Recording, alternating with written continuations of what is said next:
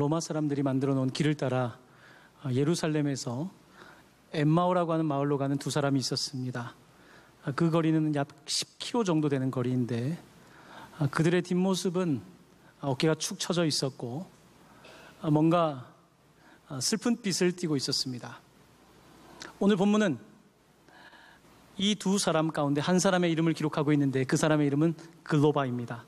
또 한 사람의 이름은 우리가 알지를 못합니다. 이들은 예루살렘에서 엠마오로 가고 있는데 성경은 그들이 어떤 이야기를 하고 있었다고 합니다. 그들은 어떤 이야기를 하고 있었을까요? 그들은 최근에 일어났던 아주 중요했던 한 사건에 대해서 이야기하고 있습니다. 바로 그 이야기는 신문의 톱 기사가 되는 예루살렘에서 예수라고 하는 메시아라고 자칭이던 혹은 타칭이던 불렸던 그가 죽었고 4일이 지났는데 그의 시체도 사라졌다라고 하는 그런 소식이 전해지게 되었습니다. 이 두 사람은 그런 이야기를 주고받습니다. 둘이서 이야기를 주고받으며 걸어가는데 갑자기 한 사람이 그들의 일행에 동행하면서 그들에게 묻습니다. 도대체 무슨 이야기를 그렇게 나누고 있습니까? 그때 제자 중에 한 사람이 말합니다.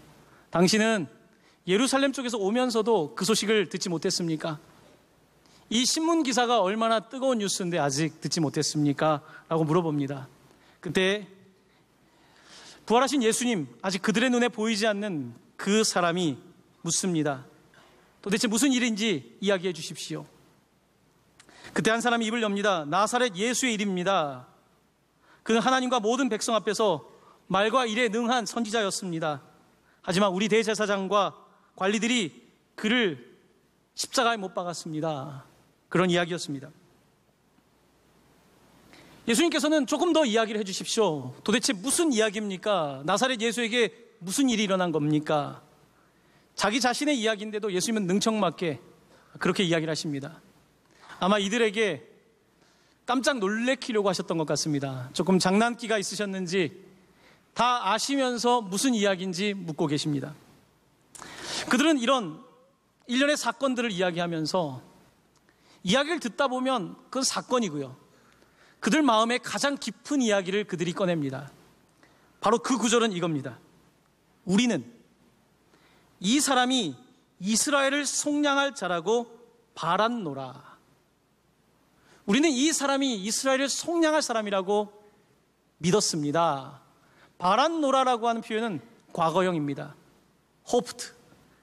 바랬었습니다. 희망했었습니다. 여러분, 희망한다는 현재형이 아니라 희망했었습니다. 바랬었습니다. 라고 말하는 사람의 심정을 아십니까? 지금 이 두 사람은 마치 모세가 와서 이스라엘 백성들을 출애굽시켜줬던 것처럼 로마의 압제 가운데 있는 우리들에게 그런 모세 같은 선지자가 일어날 줄 바랬었는데, 믿었었는데 혹시나 진짜가 아닐까라고 생각했었는데 우리의 모든 꿈과 소망과 희망이 사라졌습니다. 우리는 바랬었습니다. 이렇게 대답을 하는 것입니다. 이제 다 부질없는 이야기라고 말합니다. 심지어 시체도 사라졌다고 말합니다. 어떤 사람은 부활했다고 이야기하는데 다 그냥 하는 이야기지요. 이들의 대답은 그렇습니다. 여러분도 여러분의 삶 속에서 이렇게 희망을 잃어버리고 어딘가로 갈 때가 있지 않습니까? 여러분의 엠마오 마을로 갈 때가 있지 않습니까? 어깨가 축 처지고 바랬었는데, 희망했었는데 라는 말을 꺼내며 그렇게 아쉬움을 가지고 길을 걸어갈 때가 있지 않습니까? 근데 오늘 본문이 주는 놀라운 기쁜 소식은 예수님께서 그 두 제자의 축 처진 어깨를 보셨다는 것입니다. 뒤에서 그들을 따라가시다가 그들에게 조인을 하고 그들에게 물어보는 겁니다. 무슨 이야기를 하고 있니? 무슨 이야기를 하고 있습니까? 라고 하면서 그들의 이야기를 듣습니다. 여러분, 다 알면서 듣는 것처럼 위대한 일은 없습니다. 많은 사람들은 알기 때문에 듣지 않습니다. 예수님은 자기 이야기고 이 이야기를 잘 알고 있지만 그들의 이야기를 들으십니다. 우리는 그렇게 바랬었습니다. 우리는 그렇게 희망했었습니다. 너무 아쉽습니다. 어떻게 해야 될까요? 예수님은 그들의 이야기에 귀를 기울이시고 그들의 이야기에 반응해 주십니다. 많은 시간이 지난 것 같습니다. 이야기의 산매경에 빠져서 많은 이야기가 오고 갑니다. 그때 예수님께서 이 사람들에게 이렇게 말씀하십니다. 미련하고 선지자들이 말한 모든 것을 마음에 더디 믿는 자들이여. 미련하다는 단어를 쓰십니다. 예수님이 사복음서에서 이 단어를 사용하시지를 않았습니다. 미련하다라고 말합니다. 아니, 같이 길을 걷다가 미련하다, 이것은 머리가 나쁘다는 뜻은 아닙니다. IQ가 낮다는 뜻도 아닙니다. 여기서 미련하다고 하는 의미는 영적으로 깊이 생각하지 않는다는 뜻입니다. 그냥 표면만 본다는 것입니다. 그냥 기자들이 이야기하는 뉴스거리만 듣는다는 것입니다. 그래서 예수에게 이런 일이 벌어졌고 예수의 십자가 사라졌고 이런 이야기만 듣고 있는 그들에게 미련하다고 말씀하고 있는 것입니다. 들을 때에 더 깊이 듣지 못하고 표피적인 이야기를 듣고 있는 그들에게 미련하고, 선지자들이 말한 것을, 즉 성경이 말씀하시는 것을 더디, 거북이처럼 느리게 믿고 있는 사람들이여 라고 말씀하십니다. 그러면서 예수님께서 그들에게 말씀을 펴서 가르쳐 주시는데요. 자, 이 부분부터는 누가복음서에서 가장 중요한 대목이 펼쳐지게 됩니다. 지금 사람들은 그리스도 메시아는 모세여야 하는 겁니다. 그들이 모세를 얼마나 좋아하는지 알고 계시죠? 우리에게 모세 같은 사람이 와서 기적이 일어나야지, 홍해가 갈라져야지 메시아를 바라보고 믿겠다고 하는 유대인들에게 예수께서 말씀하십니다. 메시아란, 그리스도란 그런 모세의 모습이 아니라 먼저는 고난을 받고 고난을 받은 후에 영광에 들어가야 된다라고 말씀하시면서 구약 성경이 무엇을 말씀하고 있는지 가르쳐 주십니다. 자, 그러면서 예수님께서 구체적으로 무엇을 가르쳐 줬는지를 성경은 이렇게 기록하고 있습니다. 예수님께서 모세부터 시작했다는 거예요. 자, 구약 성경 창세기부터 레위기, 민수기, 신명기, 이 모세오경, 모세로부터 시작해서 선지서에 이르기까지 이사야, 예레미야, 말라기까지 성경 말씀이 무엇을 가르치고 있는지 예수님께서 성경에 대해서 전해주었다는 것입니다. 그런데 그 성경이 무엇이라고 말씀하고 있냐면, 이 창세기부터 말라기까지 구약 성경이 다 자기에 관해서 말하고 있다는 거예요. 메시아의 예수에 관하여 말하고 있다는 사실을 그들에게 전해줍니다. 그들은 휘둥그레집니다. 눈이. 도대체 예수님은 무슨 말씀하셨을까요? 어떤 말씀들을 인용하셨을까요? 몇 가지 말씀들을 제가 인용해서 구약에 있는 말씀들이 어떻게 예수를 포인트하고 있는지를 함께 나눠보길 원하는데요. 자, 제가 몇 가지 구절을 조금 빨리 읽을 테니까 조금 더 집중하셔서 이 말씀을 들어보시길 바랍니다. 창세기 3장 15절에 예수에 관한 포인트입니다. 도대체 여자의 후손이 뱀과 싸움이 있다는 이 이야기는 누구를 지칭하고 있는 걸까요?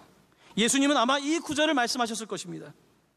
왜 하나님께서는 아브라함에게 이삭을 바치라고 하는 그런 조금 우리에게는 익숙하지 않은 이야기를 하셨을까요? 여기서 어린 양은 무엇일까요? 계속해서 예수님은 이야기를 펼쳐가십니다. 출애굽기를 펼쳐가십니다. 6월절의 이야기를 아마 인용하셨을지 모르겠습니다. 내가 애굽 땅을 칠 때에 그 피가 너희가 사는 집에 있어서 너희를 위하여 표적이 될지라. 내가 피를 볼 때에 너희를 넘어가리니 재앙이 너희에게 내려 멸하지 아니하리라. 도대체 문설주와 임방에 바른 어린 양의 피가 무엇이기에 예수님, 하나님께서는 이들에게 장자가 죽는 그 재앙을 내리지 않으셨을까요? 이 이야기는 계속해서 무엇을 말하고 있는 것일까요? 계속해서 이야기합니다. 신명기에서 모세의 마지막 설교 가운데 모세는 이런 이야기를 합니다. 내 하나님 여호와께서 너희 가운데 내 형제 중에서 너를 위하여 나와 같은 선지자 하나를 일으키시리니, 모세와 같은 선지자 하나를 일으키시리니 너희는 그의 말을 들을지니라. 도대체 모세는 선지자라고 말하면서 누구를 지칭하고 있는 것일까요? 계속해서 예수님은 아마 구약 성경을 피시면서 시편에서 이 말씀을 인용하셨을 것 같습니다. 내 하나님이여, 내 하나님이여, 어찌하여 나를 버리셨나이까? 나를 보는 자는 다 나를 비웃으며 입술을 비축거리며 머리를 흔들며 말하되 그가 여호와께 의탁하니 구원하실걸? 그를 기뻐하시니 건지실 걸 하나이다. 도대체 이 기도는 어떠한 상황을 위한 기도였을까요? 계속해서 이사야서 53장에 고통받는 종에 관한 이야기가 펼쳐집니다. 자, 창세기부터 지금 몇 가지 인용한 말씀들은 도대체 누구를 지칭하고 있는 것일까요? 예수님께서는 그들에게 묻고 계신 것입니다. 모세와 선지자들이 이야기하고 있는 바로 이 말씀은 누구를 지칭하고 있고, 그 가운데 예수님께서는 성경에 있는 모든 페이지가, 한 장 한 장의 every single 페이지가, 모든 페이지가 바로 예수님을 포인트하고 있다, 메시아를 포인트하고 있다라고 말씀하시며 그들에게 말씀을 가르쳐주고 있는 것입니다. 예수님의 말씀이 얼마나 사람들을 끌어당겼는지 그들은 걸어가다가 해가 저무는지도 몰랐습니다. 해가 저무는 시간이 됐습니다. 말씀에 푹 빠져 있었던 겁니다. 그때 예수님께서는 길을 더 가시려고 할 때에 제자들이 예수님께 부탁을 합니다. 이제 때가 저물었는데, 아마 더 이야기를 나누고 싶었던 거죠. 때가 저물었는데 함께 가까운 여관에서 하루를 유하고 가십시다. 그때 이제 누가복음의 압권 중에 압권의 말씀 한 장이 등장합니다. 바로 예수님께서 그들과 함께 식탁을 나누는 장면입니다. 바로 그 자리의 식탁은 어떠했을까요? 저는 아마 이런 식탁이 아니었을까 상상을 해봅니다. 한번 보시길 바랍니다.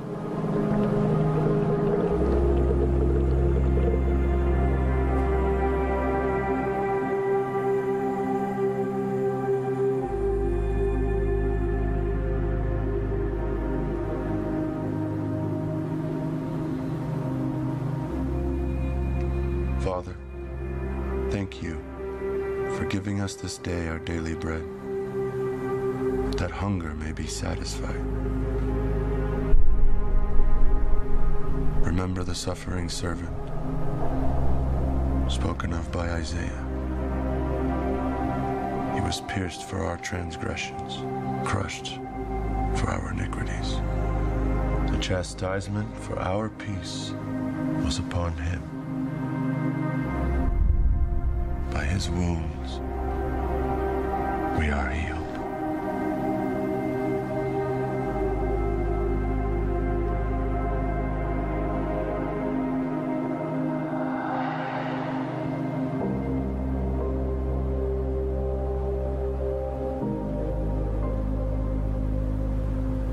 Did not our hearts burn within us as he talked with us on the road? And as he opened the scripture to us, We have to tell everyone.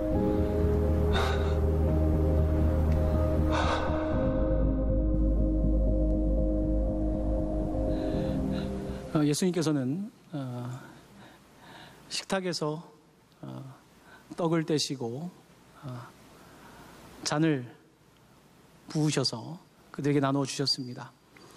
그때 그들 가운데에 잊지 못할 기억이 있었던 것입니다. 그들은 그때의 사건을 이렇게 기록하고 있습니다. 누가복음 전체에서는 떡을 뗀다는 단어가 3차례 등장합니다. 예수님께서 3번 떡을 떼셨습니다. 첫 번째 떡은 어떤 떡인지 아십니까? 바로 오병이어의 떡입니다. 5,000명의 사람들을 위해서 떡을 떼시고 물고기를 나누어 주셨습니다. 두 번째 떡은 마가의 다락방에서 제자들의 발을 씻겨주시고 그들에게 주셨던 떡과 잔이었습니다. 세 번째는 바로 오늘 이 부활하신 주님께서 주시는 식탁입니다.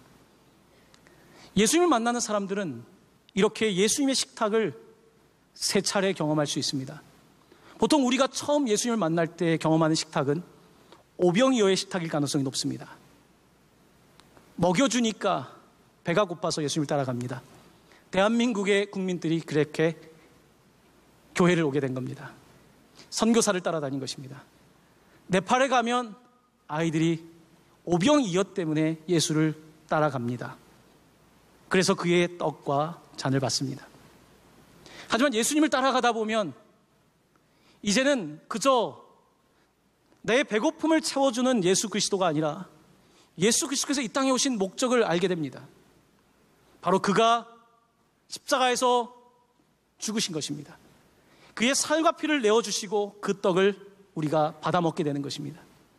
하지만 여러분 기억하시다시피 마가의 다락방에서 이 떡을 받았던 제자들은 예수님을 부인하고 떠나가고 맙니다. 예수님의 그 놀라우신 구속에 6월절 어린 양의 식탁에 참여했지만 그들은 공포와 두려움이 몰려올 때에 예수님을 더 이상 따라가지 못합니다. 오늘 누가는 우리에게 세 번째 떡을 말씀하고 있습니다. 세 번째 떡은 바로 부활하신 주님과의 식탁입니다.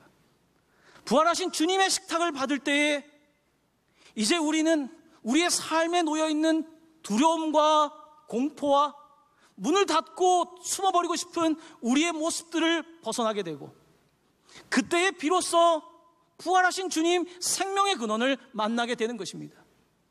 예수님께서는 엠마오로 가는 두 제자에게 오병이어의 떡도 먹었고 그리고 만찬의 이 식탁을 아는 그들에게 이 놀라운 부활의 떡을 먹을 것을 말씀하며 그들에게 떡과 잔을 주실 때에 그들의 눈이 떠지게 된 것입니다. 그들은 이 식탁을 한 이후에 참석한 이후에 깨닫게 됩니다. 조금 전에 있었던 일들을 다시 기억하게 됩니다. 우리가 길 위에서 그가 성경을 모세의 이야기부터 선지자들의 이야기를 펴서 말하고 풀어서 설교해 주셨을 때에 바이블 스터디를 해 주셨을 때에 우리의 가슴이 뜨겁지 않았습니까? 우리의 마음속에서 무언가 세상에 어떠한 책을 읽을 때도 세상에 무엇을 경험할 때도 느끼지 못했던 그 뜨거움이 우리 가운데 있지 않았던가요? 이들은 이렇게 대화를 나누고 있습니다. 그렇습니다. 이제 이들의 눈이 떠지게 된 것입니다. 지금까지 성경을 읽을 때 이 성경이 예수를 가르치는지를 보지 못하고 그저 나의 복음으로 기복적인 떡을 받아먹기 위한 신앙으로 말씀을 읽거나 그저 예수님께서 나를 위해 죽으셨다, 나를 위한 십자가, 자칫 이기적인 십자가 될 수 있는 거기에 머물러 있던 그들에게 부활이라고 하는 것은 그것이 아니라 바로 상처를 내어주고 그러므로 부활의 생명을 나누는 것이라고 이렇게 말씀해 주고 계신 것입니다. 그들의 눈이 떠지게 됩니다. 그들의 가슴이 뜨거워지게 됩니다. 오늘 그들은 우리 속에서 마음이 뜨겁지 아니하더냐라고 고백합니다. 마음이 뜨거워지자 이들은 어떻게 했을까요? 오늘 본문 말씀은 곧 그때로 일어나 밤이 어두워진 바로 곧 그때로 그들이 일어나 예루살렘으로 돌아갔다고 말씀하고 있습니다. 예루살렘에 돌아갔더니 이미 11명의 제자와 사람들이 모여 있습니다. 우리도 예수를 보았다. 우리도 죽으셨다 부활하신 예수를 보았다. 엠마오에서 예루살렘으로 돌아온 두 제자는 말합니다. 우리가 길에서 예수를 만났고 우리의 가슴이 뜨거워졌고 그가 떡과 잔을 나누어 주실 때에 비로소 우리는 예수를 보게 되었다. 놀라운 부활의 소식이 이 제자들과 함께한 무리들에게 퍼져나가기 시작한 것입니다. 사랑하는 성도 여러분, 오늘 본문의 이야기는 바로 우리의 이야기입니다. 엠마오로 가고 있는 우리의 이야기입니다. 또한 엠마오에서 예루살렘 성전으로 오는 우리들의 이야기입니다. 삶 속에 희망을 잃어버리고 좌절하고 실망하고 어딘가 엠마오를 향하여 나아가고 있는 우리들, 그렇게 무거운 발길로 예배당에 온 여러분과 우리의 모습, 예수님은 그와 같은 우리의 뒤를 따라오시면서 묻고 계신 것입니다. 얘야, 무슨 일이니? 무슨 이야기니? 나에게 들려줄 수 있겠니?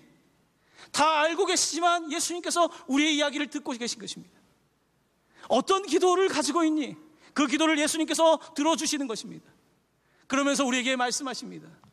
성경을 펴서 말씀하십니다. Open your Bible. 성경을 펴서 창세기, 출애굽기, 레위기, 민수기, 신명기, 구약의 39권의 말씀과 이제 예수에 대한 기록과 초대교회의 이야기를 담고 있는 신약의 27권의 이야기를 펼쳐 보이시며 우리에게 말씀하시는 것입니다. 예수님께서 약속하셨던 그 말씀이 이루어졌음을 똑똑하게 말씀하실 때에 우리의 가슴이 뜨거워집니다. 살아있는 말씀, 세상에 어디서도 들어보지 못했던 말씀이 우리 가운데 들어올 때에 우리의 가슴이 뜨거워지기 시작하고, 우리가 떡과 잔을 주님께서 주실 때에 자격 없지만 그 떡과 잔을 받아 먹고 마실 때에 우리의 눈이 떠지게 되고, 바로 주님, 이것이 생명입니다. 이것이 주님 주신 생명입니다. 하나님, 좌절하고 실망한 내 인생 가운데 바란노라가 아니라 주님을 바라보겠습니다. 주님을 바랍니다. 과거형이 아니라 이제 현재와 미래를 향해 나아가는 놀라운 예배 가운데의 변화의 모습까지 누가는 우리에게 전해주고 있는 것입니다. 사랑하는 성도 여러분, 우리는 누구나 각자의 인생의 여정이 있습니다. 엠마오의 여정이 있습니다. 그렇게 주님께서 우리의 인생에 오셔서 말을 걸어주시고 가르쳐주시고 떡과 잔을 주심으로 우리를 구원해 주셨습니다. 하지만 여전히 자신이 엠마오로 가고 있지만 엠마오가 어딘지도 모르며 살아가는 사람들이 무척이나 많이 있습니다. 무거운 어깨로 모든 세상의 짐을 지고 살아갑니다. 수고하고 무거운 짐진 자들아 다 내게 오라. 내 멍에는, 온유하고 겸손한 자의 멍에는 가볍다고 말씀하셨는데 그 멍에를 알지 못하고 그저 걸어가고 있는 사람들, 여러분들이 그들의 뒤를 따라가야 되지 않겠습니까? 그들의 뒤를 따라가 무슨 이야기입니까? 무슨 이야기입니까? 내게 들려주십시오. 아, 그러셨군요. 바로 그런 삶의 소망을 갖고 있었는데 그랬군요. 하지만 내가 예수님을 만나보니 그가 성경 말씀을 열어주셨을 때 나도 그런 막다른 골목에 다다랐고 나도 희망 없는 길을 걸어갔지만 내 삶에 이제 소망의 주님께서 오셨습니다. 이제 나는 매주 매일 주님과 동행하며 떡과 잔을 먹고 마시는 사람이 되었습니다. 형제 자매님도 저와 함께 그 길을 가지 않겠습니까? 여러분의 엠마오가 아니라 예루살렘으로 우리 주님 죽으시고 부활하신 곳으로 함께하지 않겠습니까? 바로 이것이 엠마오의 이야기가 오늘 누가를 통해서 우리에게 들려주고자 했던 중요한 포인트인 것입니다. 사랑하는 성도 여러분, 혹시 오늘 이 자리에 내 자리가 엠마오로 가는 것 같다고 생각하는 성도님들 계십니까? 예수님을 믿고 있는 것 같지만 여전히 의심하고 불안해하고 그런 성도님이 계십니까? 혹은 주변에 그렇게 예수님을 떠나 엠마오로 가고 있는 사람들이 있습니까? 그렇다고 한다면 우리가 그들을 따라가야 될 것입니다. 그들을 따라가 예수님의 부활의 소식을 전해야 될 것입니다.